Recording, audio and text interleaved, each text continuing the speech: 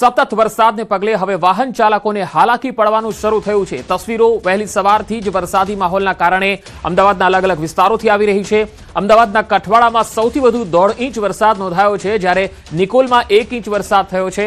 ઓઢવ અને વિરાટનગરમાં 1 ઇંચ જેટલો વરસાદ પડી ચૂક્યો છે, તો વસ્ત્રાલમાં પણ 1 ઇંચ વરસાદ નોંધાયો છે। અસારવા કાલુપુરમાં 1/2 ઇંચ વરસાદ થયો છે, તો નરોડામાં પણ 1 ઇંચ વરસાદ થયો છે। સરદારનગરમાં 1 ઇંચ વરસાદ, જ્યારે વાસણા બેરેજના 3 દરવાજા ખોલવામાં આવ્યા છે। તો સવારથી જ વરસાદી માહોલ અમદાવાદમાં બરાબર જામ્યો છે। વહેલી સવારથી જ અમદાવાદના અલગ અલગ વિસ્તારોમાં 1/2 ઇંચથી લઈને 1.5 ઇંચ સુધીનો વરસાદ નોંધાયો છે। ખાસ કરીને અમદાવાદના પૂર્વ વિસ્તાર છે, ત્યાં 1 થી લઈને 1.5 ઇંચ જેટલો વરસાદ પડ્યો છે, જેના કારણે નીચાણવાળા વિસ્તારોમાં પાણી ભરાવાની શરૂઆત થઈ છે અને વાસણા બેરેજના 3 દરવાજા પણ ખોલવામાં આવ્યા છે। સરદારનગરમાં 1 ઇંચ વરસાદ થયો છે, નરોડામાં 1 ઇંચ વરસાદ થયો છે। અમદાવાદના અમદુપુરા વિસ્તારમાં આવશો તો માત્ર થોડા જ વરસાદમાં પાણી ભરાવાની સમસ્યાથી આજે પણ લોકોને અહીં છુટકારો નથી મળ્યો। આપ દ્રશ્યો જુઓ, અહીં પાણી એ પ્રકારે ભરાઈ ગયા છે કે લોકોને પરેશાન થવું જ પડી રહ્યું છે। અહીંથી પસાર થતા લોકો છે તેઓ વાહન બંધ થઈ જાય તેવી ભીતિ વચ્ચે પસાર તો થાય છે, પરંતુ ઘણા બધા વાહનો એવા પણ જોવા મળ્યા કે જે બંધ થઈ ગયા, લોકોએ તેને દોરીને લઈ જવા પડ્યા। અમદુપુરા વિસ્તારની અંદર આ પ્રકારની પરિસ્થિતિ આપ જુઓ, હજુ તો વાત જ થઈ રહી છે। ત્યાં મારી જમણી તરફ એક રિક્ષા બંધ થઈ ગઈ છે અને લોકોએ ત્યાંથી પસાર થવું પડ્યું હોય તો આ પ્રકારની પરિસ્થિતિ વચ્ચે વાહન પોતાનું અથવા પોતાની રિક્ષા દોરીને લઈ જવી પડે તે પ્રકારની પરિસ્થિતિ છે તે દ્રશ્યો પણ પુરવાર કરે છે। વારંવાર છાશવારે જ્યારે પણ થોડો વરસાદ પડે ત્યારે આ પ્રકારની પરિસ્થિતિ વચ્ચે લોકોને પરેશાન થવું પડે છે। બીજું પણ વાહન આપ જુઓ તો એ પણ બંધ થઈ ગયું। લોકો પાસેથી પણ જાણવાની અપેક્ષા છે, કારણ કે જે પ્રકારની પરિસ્થિતિ છે આ પરિસ્થિતિ વચ્ચે પરેશાન થતા લોકો જે હર હંમેશ માટે અમદુપુરા વિસ્તારની અંદર અહીંથી પસાર થાય ત્યારે આ પ્રકારની પરિસ્થિતિ વચ્ચે પસાર થતા હોય છે। ભાઈ, ક્યાં જવા નીકળ્યા છો આપ? અહીંયા બાપુનગર શામશીકર બાજુ। અચ્છા, બાપુનગર શામશીકર પાસે જવા નીકળ્યા છો। આ દર વખતે આવું પાણી ભરાય છે? આ મિલો વાળા છોડી દે છે, અરવિંદ મિલ વાળા બધું ગંદાતું પાણી। હા, રોજ જે વરસાદ બી વરસાદ આવે ને પાણી તરત છોડી દે। હા, અને ગંદાતું બહુ થાય છે પાણી।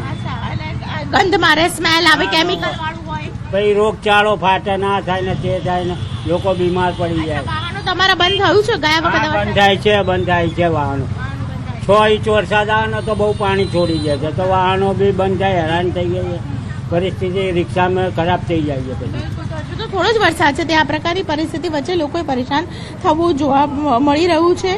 વાહન ચાલકો સૌથી વધારે પરેશાન છે। લોકોનું કહેવું છે કે ગટરના પાણી બેક મારી રહ્યા છે, તો કેમિકલ વાળા પણ પાણી જોવા મળી રહ્યા છે, કે જેને કારણે જનતા પરેશાન છે। કેમેરા પર્સન ખેંગા રાઠોડ સાથે દીપિકા કુમાર, ન્યૂઝ 18 ગુજરાતી, અમદાવાદ। અમદાવાદ શહેરમાં વરસાદી માહોલ જામ્યો છે। અહીંયા વહેલી સવારથી જ ધીમી ધારે વરસાદ પડી રહ્યો છે। વરસાદ ચાલુ થતાં જ રોડ પર પાણી ભરાવાનું પણ શરૂ થઈ ગયું। બોપલના વીઆઈપી રોડ પર પાણી ભરાતા વાહન ચાલકો પરેશાન થયા। આજે અમદાવાદમાં સામાન્યથી મધ્યમ વરસાદની આગાહી છે, ત્યારે સવારથી જ અમદાવાદના અલગ અલગ વિસ્તારોમાં વરસાદ પડી રહ્યો છે। બોપલનો વીઆઈપી રોડ તમે જોઈ શકો છો, જ્યાં પાણી ભરાવાની શરૂઆત થઈ ચૂકી છે। બોપલમાં પણ વરસાદ છે, ઘુમામાં વરસાદ છે, સરખેજ અને એસજી હાઈવે, થલતેજ સહિતના વિસ્તારોમાં પણ વરસાદ પડી રહ્યો છે। અમદાવાદ શહેરમાં વહેલી સવારથી જ વરસાદી માહોલ છે તે જામ્યો છે અને ધીમી ધારે વરસાદ વરસી રહ્યો છે, ત્યારે થોડા વરસાદમાં પણ અમદાવાદ શહેરમાં પાણી ભરાઈ જવાની જે સમસ્યા છે તે જોવા મળી રહી છે। આ વીઆઈપી રોડ છે કે અહીંથી સેલા તરફ જવાય છે, સાઉથ બોપલ તરફ જવાય છે, અને આ રસ્તાઓ ઉપર છે અત્યારે પાણી ભરાઈ ગયા છે। લોકોને અવરજવર કરવી મુશ્કેલી પડી રહી છે, અને ખાસ કરીને વહેલી સવારે લોકો છે તે નોકરી ધંધા ઉપર જતા હોય છે, બાળકો છે તે સ્કૂલે જતા હોય છે, અને તેવા સંજોગોમાં જ્યારે વરસાદ પાણી ભરાઈ ગયા છે તેના કારણે મુશ્કેલી અનુભવી રહ્યા છે। પરંતુ હવામાન વિભાગ દ્વારા આગાહી કરવામાં આવી છે કે આજે પણ સામાન્યથી મધ્યમ વરસાદ રહેશે અને સમગ્ર રાજ્યમાં 7 દિવસ સુધી વરસાદની આગાહી કરવામાં આવી છે, સામાન્યથી મધ્યમ।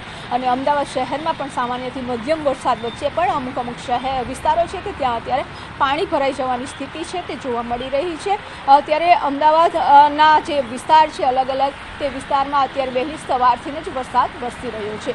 કેમેરામેન પંકજ મકવાણા સાથે વિભુ Patel, news 18 Gujarati, Ahmedabad.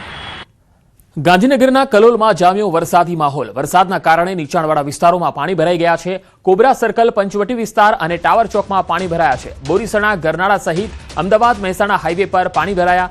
Ambika bus stand અને ગુરુકુળ રોડ પર પાણી ભરાયા છે, જેના કારણે વાહન ચાલકો પરેશાન થઈ રહ્યા છે. પાણી ભરાવાના કારણે ગુરુકુળથી શહીદ સુધીનો લાંબો ટ્રાફિક જામ જોવા મળી રહ્યો છે. વરસાદના કારણે રોડ ફરીથી તૂટી જતા ઠેર ઠેર ખાડા પડી ગયા છે.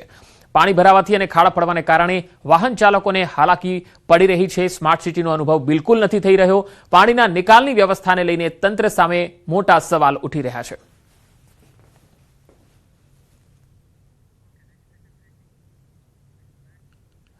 પંચમહાલ શહેરમાં 3.5 ઇંચ વરસાદ નોંધાયો હોવાના અહેવાલ છે. ગોધરામાં 1.5 ઇંચ વરસાદ નોંધાયો છે. વહેલી સવારથી જ હળવા અને ભારે ઝાપટા સાથે વરસાદ પડ્યો.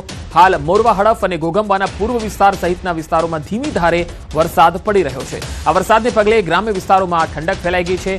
ખેડૂતોમાં વરસાદને પગલે ખુશીનો માહોલ જોવા મળી રહ્યો છે. તો પંચમહાલ જિલ્લામાં પણ મોટાભાગના તાલુકાઓમાં વરસાદ. ગોધરામાં 1.5 ઇંચ વરસાદ થયો છે. શહેરામાં સૌથી વધારે વરસાદ નોંધાયો છે. શહેરામાં 3.5 ઇંચ જેટલો વરસાદ સવારથી અત્યાર સુધીમાં નોંધાયો છે. પંચમહાલના અન્ય તાલુકાઓમાં પણ વરસાદની હેલી જોવા મળી રહી છે. ધોધમાર વરસાદને પગલે વાતાવરણમાં ઠંડક ફેલાઈ ગઈ છે. ખેડૂતોમાં આનંદનો માહોલ છે. મધ્યપ્રદેશમાં પણ ભારે વરસાદથી નર્મદા ડેમની સપાટી વધી રહી છે. નર્મદા ડેમમાં ઉપરવાસમાંથી પાણીની આવક થઈ રહી છે. નર્મદા ડેમ 83% ભરાઈ ગયો છે. હાલ 133 મીટરની સપાટીએ પાણીનું લેવલ પહોંચ્યું છે. આ ડેમમાં 35,451 ક્યુસેક પાણીની આવક થઈ રહી છે. નદીમાં પાણીની જાવક 600 ક્યુસેક છે. કેનાલમાં પાણીની જાવક 4,503 ક્યુસેક છે. છેલ્લા 24 કલાકમાં પાણીની સપાટીમાં 21 સેન્ટીમીટરનો વધારો નોંધાયો છે.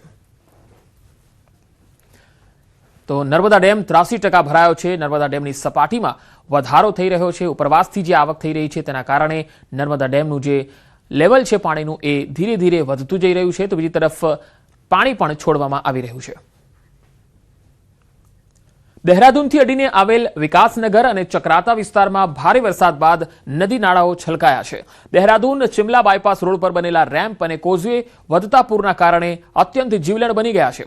વહેલી સવારે પાણીના જોરદાર કરંટથી અનેક વાહનો ધોવાઈ ગયા, જેને સ્થાનિક લોકોની તત્પરતા અને હિંમતને કારણે સલામત રીતે બચાવી લેવાયા.